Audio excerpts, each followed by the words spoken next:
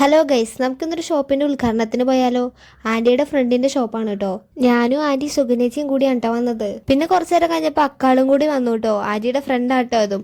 അക്കാളുടെ പേഴ്സും കൊണ്ട് കളിച്ചുകൊണ്ടിരിക്കുന്ന ആൻറ്റീനെയാണ് ആ കാണുന്നത്. പിന്നെ കുറച്ചു നേരം കഴിഞ്ഞപ്പോഴേക്ക് ഉദ്ഘാടനം ചെയ്യാനുള്ള ആൾക്കാരൊക്കെ വന്നു കേട്ടോ. MLA ആണ് കേട്ടോ ഉദ്ഘാടനം ചെയ്തത്.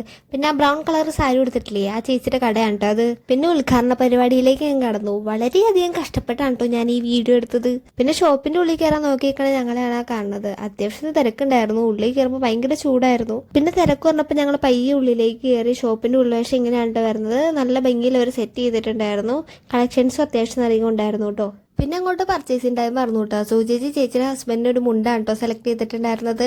ജെൻസിനും അത്യാവശ്യം കളക്ഷൻസ് ഒക്കെ അവിടെ ഉണ്ടായിരുന്നു കേട്ടോ. പിന്നെ ആൻറ്റി ഒരു സാരിയാണ് എടുത്തത്. അതിനകത്ത് ആ ബ്ലൂ കളർ സാരി ഇല്ലേ, ആ സാരിയാണ് ഞങ്ങൾ എടുത്തത്. നിങ്ങളിപ്പോൾ ആലോചിക്കാൻ ഞാനൊന്നും മേടിച്ചില്ലായിരുന്നു. ശരിക്കും ഞാനൊന്നും മേടിച്ചില്ലായിരുന്നു. അത് ഞങ്ങൾ സാധനങ്ങളൊക്കെ മേടിച്ച് പുറത്തേക്ക് ഇറങ്ങിയപ്പോൾ അവിടെ ചായയും വടയുണ്ടായിരുന്നു. ഞാൻ ചായ വടയും കഴിക്കില്ലാത്താണ് സൂചേച്ചി എനിക്ക് ലഡു എടുത്തുകൊണ്ട് തന്നിട്ടുണ്ടായിരുന്നു.